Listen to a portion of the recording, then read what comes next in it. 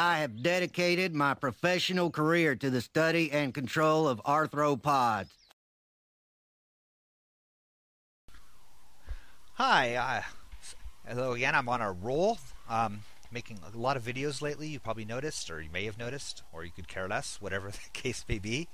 Um, Reality is, I'm just a quick, not that I have to justify it or anything like that, but just sharing information. I work for the school system, so I actually am employed. My long term my real job um, ends during the summertime, and so during the summer I make up that job. I can't afford to be unemployed really, so I take other jobs on that are usually the kind of work I do is tends to be short term projects that I sort of schedule throughout the summer.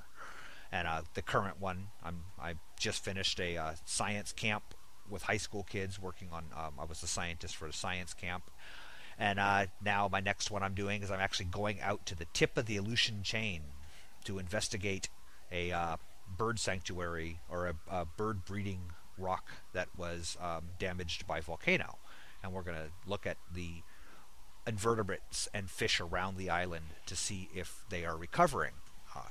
So anyway, that's the kind of work that I do. So anyway, I want to this video is about belief. Okay, I don't want to go too long into this.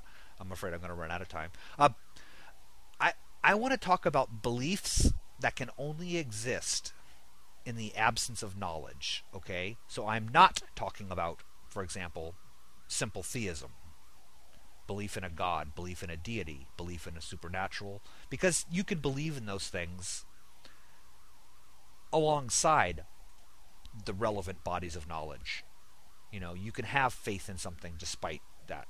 I'm talking about beliefs where they're actually directly contradict observable facts that any one of us could educate ourselves about and learn. A reasonable person could figure out, like a flat earther or a geocentrist.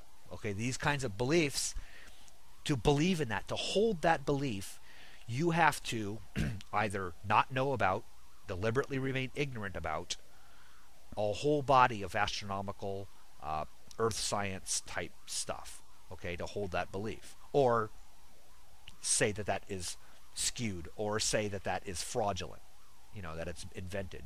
Anyway, the point is you can't accept that evidence and your belief at the same time. So if you hold that belief, you're ignoring evidence. And so this is really an interesting. It's interesting to me because you find people that are able to do this fluently. Creationists, young Earth creationists, I'm afraid, are a prime example of it. And this really deals with the idea that in decades now of discussing this issue with creationists, discussing these issues even with creationist leadership, I have yet to find a single creationist who believes in creationism, believes in a young earth creationism, believes in the whole whatever version of it, that knows the first thing about evolution. Okay? When you ask them to explain evolution, they give you this straw man about cats turning into dogs or whatever. They give you a bunch of stuff. Sometimes it sounds scientific, but it's not.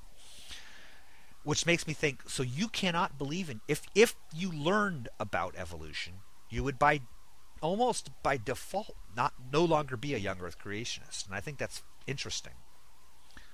So what they do, fingers in the ears, la la la, we don't want to know that, we don't want to know that, we don't want to know that. Transitional fossils, there's no such thing. Well, here's one.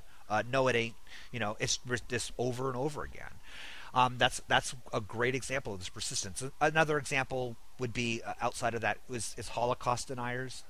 People that deny the Holocaust have to ignore the file cabinets filled because Nazis, kind of like the Romans, were fanatic record takers. They didn't just feel a need to exterminate vast numbers of human beings. They felt the need to record every single death in detail. Anyway, the point is that it's, we have the records, we have the evidence. And so you have to say that evidence is fake, which a lot of them do. They said it was created by Zionists or whatever it is. They make up this stuff to account for that evidence. And I think that I want to again, and I don't mean to keep banging on this drum. I do it. I'm not going to stop banging on this drum. Is this whole right-wing authoritarian personality type, Bob Altemeyer? I'll put a link up again. If you have not by this point in time watching my videos, checked out his stuff, read his online book, please do so. I describe it as life-changing. At the very least, it's important. Whether or not you disagree with it or agree with it, it's important.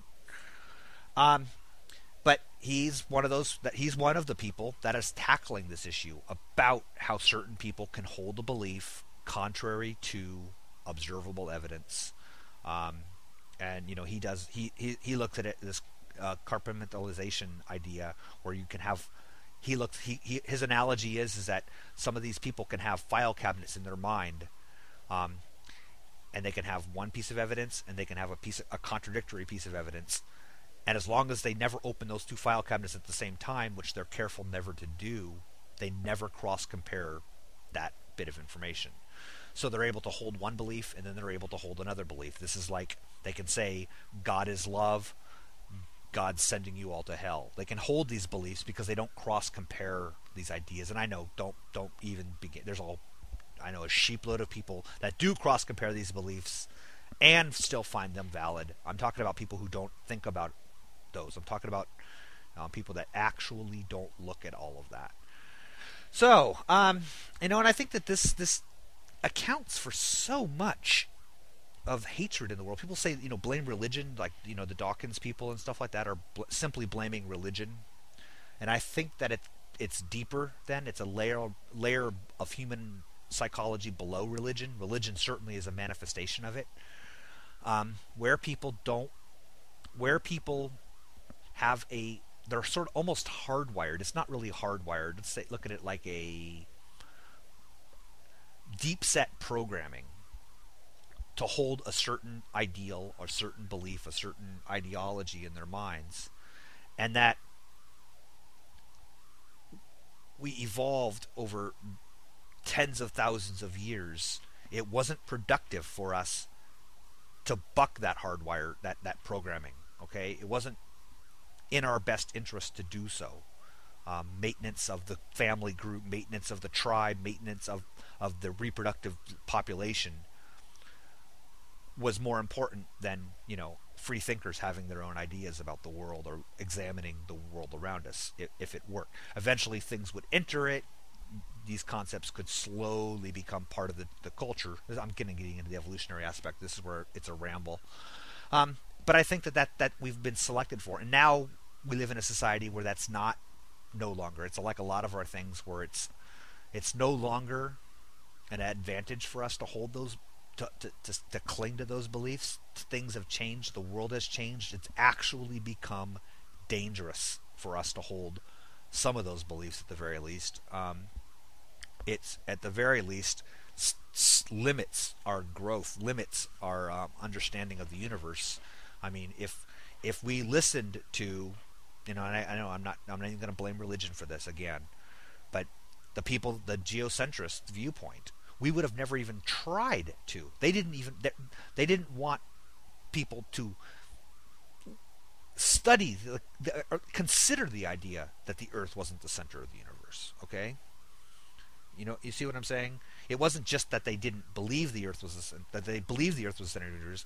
They wanted all other views squashed, and if they had succeeded, we would have never progressed beyond that stage. Or if we had, it would have been a very, very slow and gradual process. And I think that, again, I really do see a wisdom behind that limitation for a significant portion of human history. I mean, it actually was advantageous, maintaining the system. And maybe even after civilization, maybe maintaining that, on a larger scale, your tribe now became tens of thousands instead of just a few hundred. But maintaining this idea, belief in the God that you have to sacrifice to, otherwise the river won't flood and bring, if you challenge that belief, you're risking the society, but you're also risking this power status quo. Anyway, so that's my ramblings. I'm out of time. I don't want to make this into a part 2. Please, tell me what you think. All right? and take care.